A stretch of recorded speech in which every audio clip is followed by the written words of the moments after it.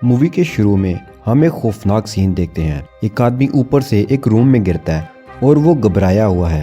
वो किसी चीज को तलाश कर रहा है और साथ ही इस रूम की वॉल्स सिकुड़ने लगती हैं।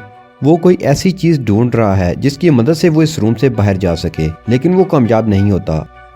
रूम की दीवारें सेंटर में आकर मिल जाती हैं और वो आदमी इनमें फंस जाता है। अब नेक्स्ट सीन में हम एक कॉलेज में एक स्टूडेंट जोई को देखते हैं। जोई फिजिक्स में बहुत शार्प है। दूसरा कैरेक्टर जैसन का है। वो स्टॉक मार्केटिंग में एक्सपर्ट है। वो बिजनेस में बहुत कामयाब है क्योंकि उसे रिस्क लेना पसंद है। तीसरा कैरेक्टर बेन का है, जिसे हमने कहानी के शुरू में रूम के अंदर मरता हुआ देखा था। इन तीनों को एक रिडल बॉक्स मिलता है जिस पर कुछ सवाल हैं जिनका सही जवाब ढूंढ कर ही वो इसे खोल सकते हैं। वो इस पजल को सॉल्व कर लेते हैं और बॉक्स खुल जाता है, जिसमें इनके लिए एक मैसेज है कि आपको हमारे लिए एक गेम खेलनी होगी। अगर वो जीत जाते हैं तो उन्हें $10,000 मिलेंगे। इन तीनों को किसी न किसी तरीके से पैसों की जरूरत थी, तो तीनों गेम खेलने के लिए रेडी हो जाते हैं। बेन इस जगह पहुंच जाता है। वो देखता है कि एक और लड़की भी वहां आ गई। उसे भी ऐसा ही इनविटेशन मिला था। वो दोनों इस बिल्डिंग के अंदर जाते हैं और वहाँ एक रिसेप्शनिस्ट है जो एक मोबाइल जमा करवाने का बोलता है। अब वहाँ एक और लड़का डैनी भी आ जाता है। तीनों अपना मोबाइल जमा करवा कर लिफ्ट से ऊपर जाने लगते हैं तो वो लड़का अमेंडा को अपना फोन दिखाता है जो उसने छुपा रखा था। और वो एक रूम में पहुंचते हैं जहां जोई और जैसन पहले से बैठे हुए थे। रूम में एक ट्रक ड्राइवर माइक भी है। वो सब एक दूसरे को मिलते हैं और बात करने लगते हैं। फिर बेन इस कमरे से निकलने के लिए डोर की तरफ जाता है।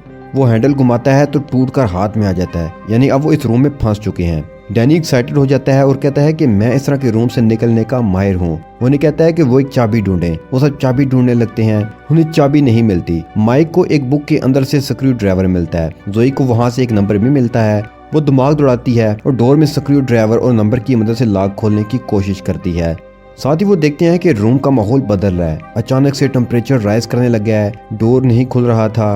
अमेंडा को रूम के एक कॉर्नर से रिसेप्शनिस्ट की आवाज आती है। जोई को रूम से एक चाबी मिलती है। जब वो इस चाबी से इस आवाज वाली जगह का लॉक खोलते हैं तो वो देखते हैं कि वहाँ रिसेप्शनिस्ट का पुतला पड़ा है। वो अंदर चले जाते हैं। वहाँ उन्हें 6 बटन नजर आते हैं। जब वो इन बटनों को एक साथ प्रेस करते हैं तो एक और डोर खुलता है। उन्हें लगता है कि अब इस दरवाजे के अंदर जाना होगा और तभी वो हाई टेम्परेचर से मेल्ट होने से बच सकेंगे। यहाँ हम देख सकते हैं कि गेम शुरू हो चुका है और उन्हें अपना दिमाग लड़ाकर यहाँ से निकलना होगा और अगर वो कामयाब ना हुए तो सब के सब मारे जाएंगे।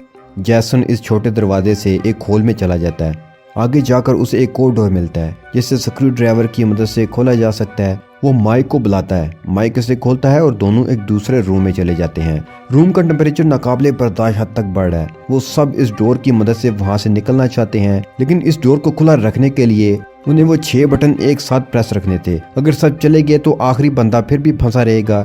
इसलिए जोई इन बटन्स को प्रेस रखने के लिए पानी से भरे 6 गिलास यूज करने का प्लान बनाती है। वो पानी भरकर गिलास रखने लगती है, लेकिन पानी सिर्फ 5 गिलासों के लिए था।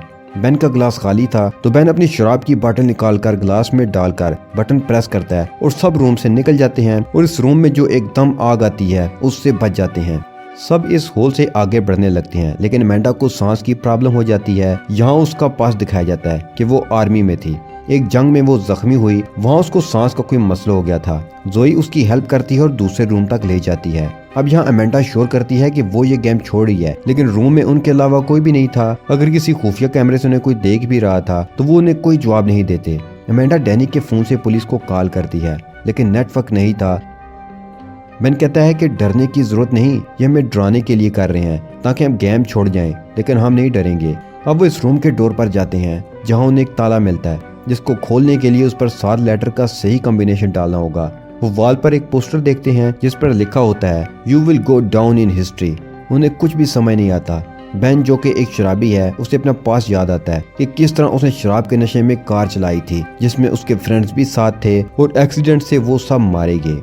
बेन वहाँ वॉल पर लटके हिरन के सर को देखता है जहाँ 7 अल्फाबेट्स हैं। अब वो इन 7 लेटर को इस लॉक में अरेंज करते हैं तो लॉक खुल जाता है। जब वो बाहर आते हैं तो मुश्किल और बढ़ती हुई नजर आती है। वो बाहर नहीं आए थे, बल्कि ये एक इल्यूजन था। उन्हें बर्फानी इलाका नजर आता है जहाँ स्नो पड़ी हुई है, दरख्त हैं और ठंड है, लेकिन ये एक रूम था जिसमें ये सब माहौल सेटअप किया गया था। यहाँ कैमरे भी लगे थे। डैनी जब एक वॉल को छूता है तो और ज्यादा ठंडी हवाएं आने लगती हैं।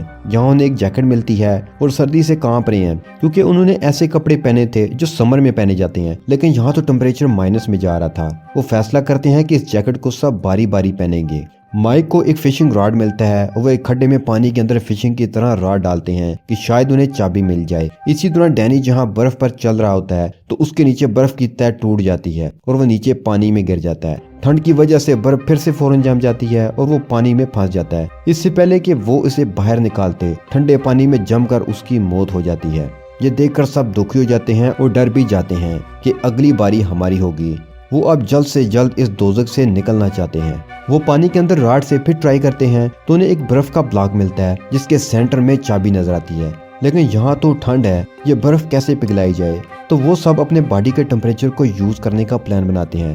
वो अपने हाथ इस पर रखते हैं जिसकी वजह से कुछ देर के बाद बर्फ पिघलती है और चाबी मिल जाती है। वो डोर खोलकर दूसरे रूम में पहुंच जाते हैं। यहाँ टेम्परेचर ठीक है, ये एक कैसीनो की तरह का रूम था और सब कुछ उल्टा था, यानी वो छत पर खड़े थे और फर्श ऊपर था। इन्हें ना डोर का हैंडल मिलता है ना चाबी। माइक देखता है कि ऊपर पूल में 8 नंबर बॉल गायब है। वो सब उसे ढूंढने लगते हैं। साथ ही एक गाना चलने लगता है। जब वो गाना बंद होता है तो नीचे से एक हिस्सा टूट कर नीचे गिर जाता है। वो सब साइड पर खड़े हो जाते हैं। अब सब समझ जाते हैं कि जब जब गाना प्ले होगा उसके बंद होने पर नीचे से कोई एक हिस्सा टूट कर गिर जाएगा और हमें उससे बजते हुए गाने के बंद होने से पहले पहले कुछ न कुछ करना होगा।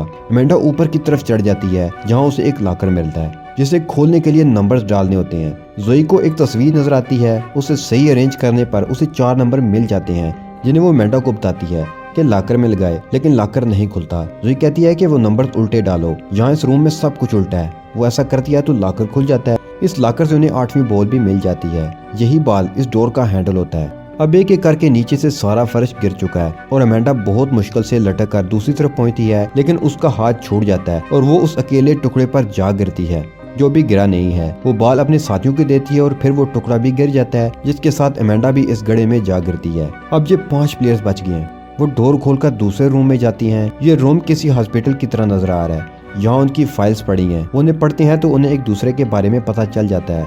जैसन के सर्वाइवल की स्टोरी ये होती है कि वो अपने एक दोस्त के साथ समुद्र में बोट पर घूमने गया। एक हादसा हुआ और उसका दोस्त मारा गया, लेकिन जैसन सर्वाइव कर गया।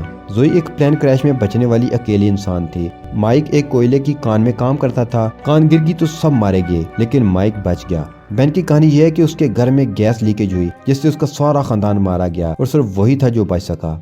अब वो इस रूम से निकलने के बारे में सोचने लगते हैं कि इस रूम से किस तरह से निकला जाए। माइक मशीन के बारे में बताता है जो दिल की धड़कन को तेज या कम कर सकती है। वो समझ जाते हैं कि इस मशीन पर उन्हें अपनी धड़कन कम से कम रखनी है, तभी डोर खुलेगा। बेन ये मशीन ट्राई करता है लेकिन कुछ भी नहीं होता। माइक इस्तेमाल करता है लेकिन धड़कन तेज हो जाती है और वो मारा जाता है। जोई गुस्से में आकर कैमरा तोड़ देती है। जैसन मशीन की पावर कम करके खुद ट्राई करता है तो वो कामयाब हो जाता है, जिससे वो डोर खुल जाता है। साथ ही रूम में कार्बन मोनोऑक्साइड जहरीली गैस फैलने लगती है। जैसन और बेन इस रूम से निकल जाते हैं, लेकिन जोई अंदर बेहोश हो जाती है।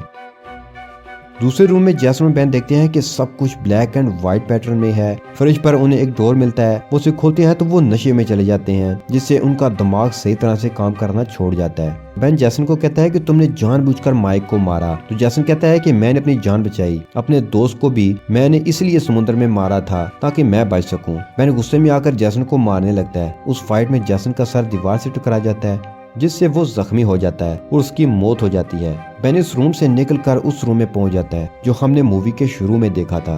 इधर जोई बेहोश पड़ी है। 2 लोग रूम को क्लीन करने आते हैं। जोई उठ जाती है और इन दोनों को मारकर उनके गन लेकर बाहर आने लगती है। इधर बेन का रूम जो कंप्रेस हो रहा था, बेन अगर फायर प्लेस में ना छुपता तो वो पिसकर मारा जाता।